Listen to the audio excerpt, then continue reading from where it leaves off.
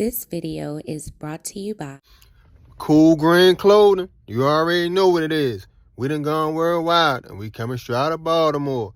Go online right now at coolgreenclothing.com and I assure you, you'll find something on the website right now just for you. Oh yeah, and by the way, if you ain't cool and getting the green, you're in the way. And that's just basic. It's your girl, Mrs. Tony 2 times, and I'm back with another episode of the Baltimore Way. In this video, I'll be discussing the story of IKEA Jackson and Tashea Turner and the bad blood between them that ended fatally. But before we get into this video, please hit that like button. Also, make sure you subscribe if you haven't already and join the Tony 2 times family. Tap the notification bell so you don't miss any future uploads. And of course, feel free to share this video with everyone you know. All right, let's get into it. IKEA Nicole Jackson was born on October 27, 1988 in Richmond, Virginia. To know IKEA was to love her. She was the kind of person people remembered, not because she tried to be noticed, but because her presence naturally filled a room. If you were around her, you would instantly laugh. Faith was also part of her foundation. She attended church and gave her life to Christ at an early age. She loved sports and music. Her favorite rapper was Lil Wayne, so much so that family and friends joked she thought she was him sometimes. She was a graduate of the Queen Anne's County school system where she played for the high school's basketball team. But off the court, her real passion was fashion.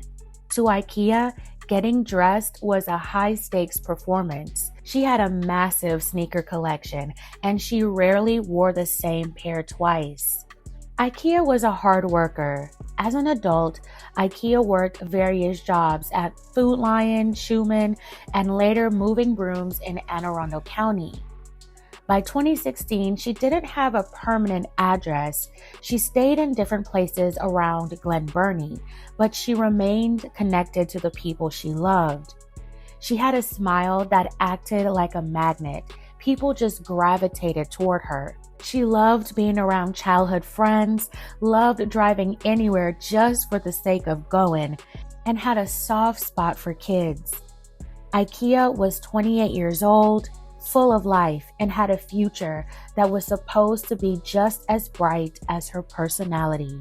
Those who knew her say one thing consistently: there will never be another IKEA Jackson. Then there was Tashea Rayshawn Turner, a 37-year-old woman originally from Graysonville, Maryland. Tashea had eventually moved across the bridge to Baltimore, living on Ramsey Street. While IKEA was known for her social butterfly nature, Tashea was about to become known for something more somber. Details about Tashea's personal life are limited in public records, but what is clear is that she and IKEA were not strangers. They were acquaintances, their lives weaving through the same social circles between Queen Anne's and Anne Arundel counties. But beneath the surface of that acquaintance, a storm was brewing. Those close to the situation later revealed that things were far from friendly between IKEA and Tashea. Witnesses described their relationship as being tainted by bad blood. It wasn't just a simple disagreement, it was a domestic dispute that had been simmering for some time. Monday, December 5th, 2016 started like any other day. But by 1:53 p.m., the peace at an apartment complex on Mountain Road in Glen Burnie was shattered. IKEA was outside the 114 building when she was approached. One witness, who would later play a crucial role in the investigation, had driven Tashea to Glen Burnie that day, fully aware of the tension. The air was thick with a long-standing grievance, the kind that doesn't just go away with an apology. What started as a verbal argument quickly escalated. According to investigators, the two women engaged in a physical fistfight, but as the adrenaline surged, the situation took a dark, irreversible turn. Earlier, a witness had walked in front of IKEA just as a woman, later identified as Tashea, approached IKEA. Fearing for her own safety, the witness retreated into her apartment. But through her patio door, she continued watching and saw the unthinkable. After the physical struggle, the witness observed the suspect repeatedly striking IKEA with a sharp object. The movements were rapid and intentional. As quickly as the confrontation began, the suspect fled the scene, leaving IKEA behind, gravely wounded on the ground. Emergency responders rushed to the scene. They found IKEA outside the apartment building, suffering from devastating injuries. The paramedics transported her to Baltimore, Washington Medical Center, but despite the best efforts by the medical staff, the light that was IKEA Jackson went out that afternoon. The Anne Arundel County Police didn't waste any time. Within 48 hours, forensic teams were analyzing evidence found at the scene, including a knife that was recovered nearby. They conducted a canvass of the neighborhood, and that eyewitness who watched through her patio door was able to positively identify Tashea Turner as the suspect. The witness who had driven Tashea to the apartment complex that day was also prepared to testify. Investigators said this witness later confirmed that Tashea and IKEA had unresolved issues. On Wednesday, December 7, 2016, officers descended on the 900 block of Ramsey Street in Baltimore. They carried out a search warrant and took Tashea into custody without incident. By December 8th, the charges were official. Tashea was hit with a heavy slate: second-degree taking of a life, first and second-degree assault, and a weapons charge. She was held at the Anne Arundel County Detention Center with no bond.